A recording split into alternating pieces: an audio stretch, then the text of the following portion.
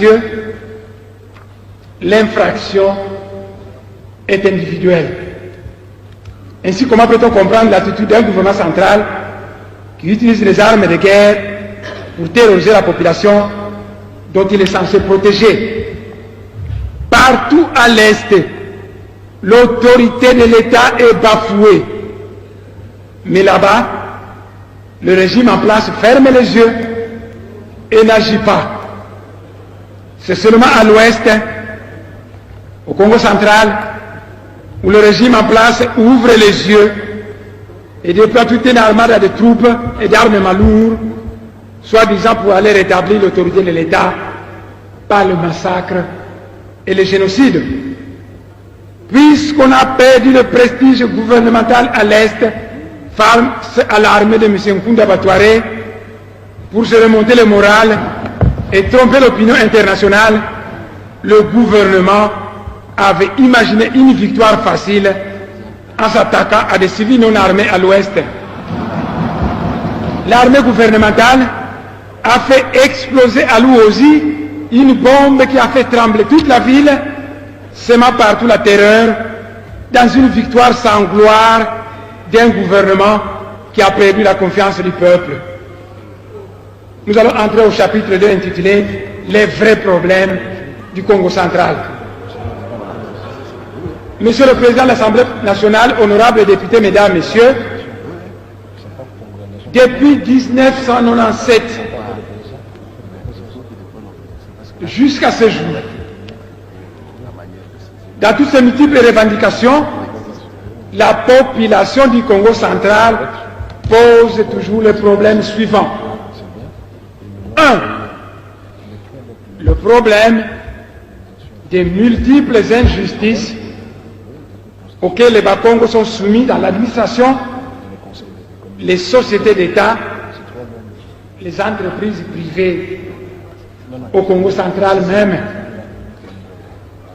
Le deuxième problème que les Bas-Congo ont toujours posé, c'est le problème du sous-développement toujours croissant de leur province qui depuis 1960 a toujours produit plusieurs centaines de millions de dollars chaque année. Vous êtes une province qui produit des millions de dollars chaque année et la province ne fait que se détruire. Le troisième problème, c'est le problème de l'imposition au Congo central du gouverneur Mbati des nationalités sud-africaines et qui est boudé par le peuple Congo. Le quatrième problème, c'est le problème... Attendez, vous voulez dire que... Attendez, vous voulez dire que... Attendez. Honorable Sessanga, oui, vous voulez dire que Mbachimbacha n'est pas Mukongo? Non. Poursuivez.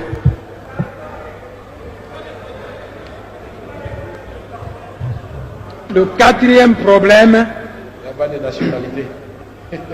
Le quatrième problème, c'est le problème de la terre ancestrale de Bas-Congo qu'on veut livrer aux étrangers au détriment des ayants droit coutumiers.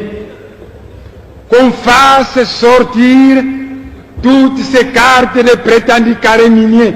J'allais amener quelques-unes là-bas. Qu'on fasse sortir toutes ces cartes de prétendus carrés miniers et vous verrez que certaines régions de ce pays sont totalement vendues aux étrangers, même là où il n'y a pas de mines, où il n'y a pas de jugement. On n'a rien laissé aux autochtones, car tout un territoire est quadrillé. J'ai des cartes là-bas.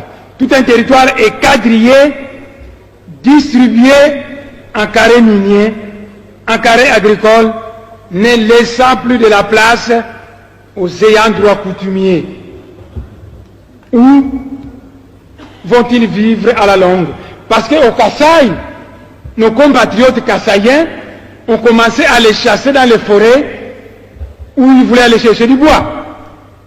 On commençait à les interdire d'aller puiser de l'eau dans certaines rivières sur de prétendus carrés miniers obtenus par X et Y.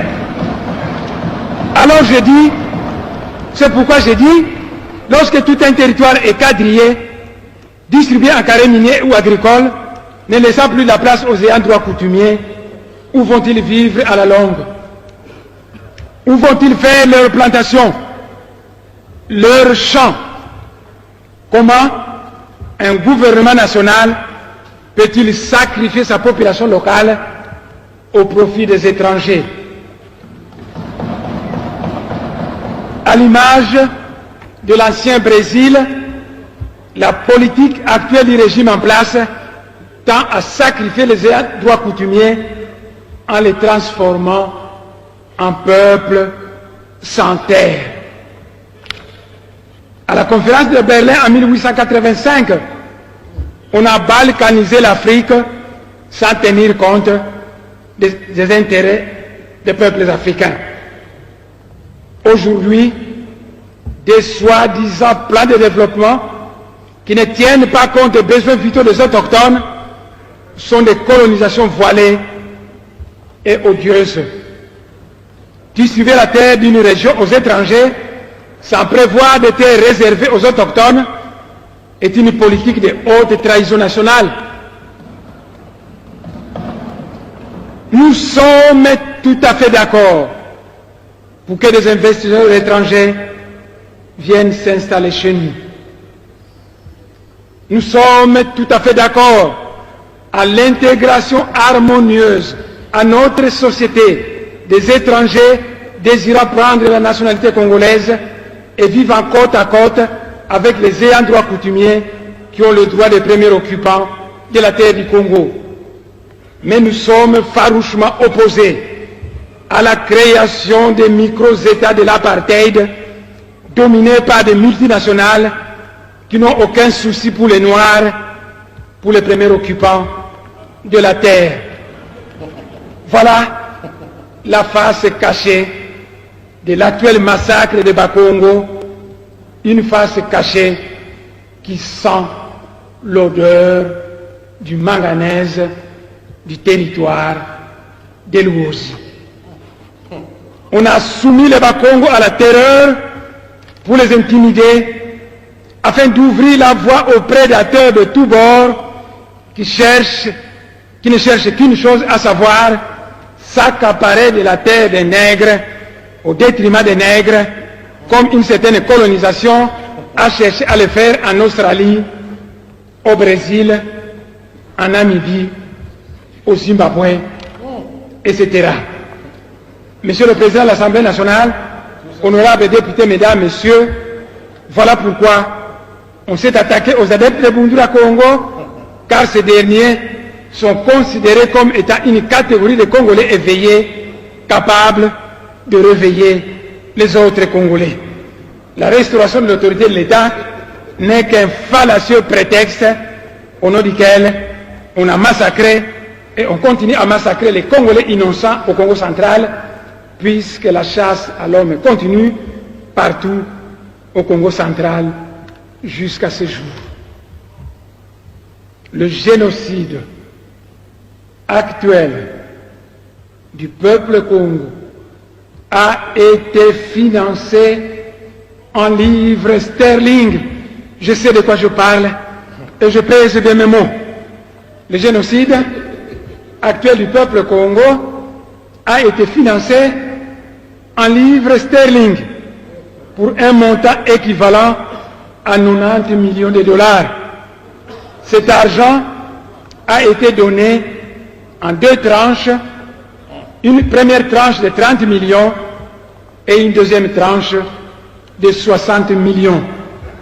On a remis cet argent, patience, on a remis cet argent à l'un de ces deux généraux qui cherchent actuellement à faire un coup d'État dans notre pays, la République démocratique du Congo. Ces deux généraux sont l'un du Maniema et l'autre du Katanga.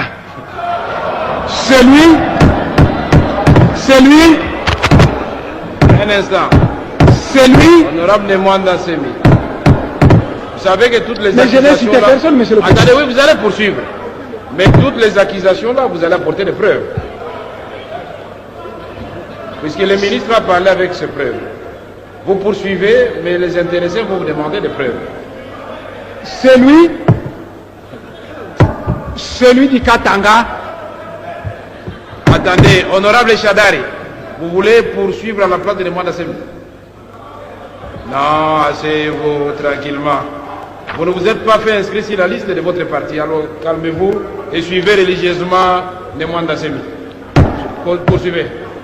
Celui du Katanga a été autrefois un juif féri qui avait autrefois joué un rôle majeur dans le massacre et la chasse des Kassaïens au Katanga.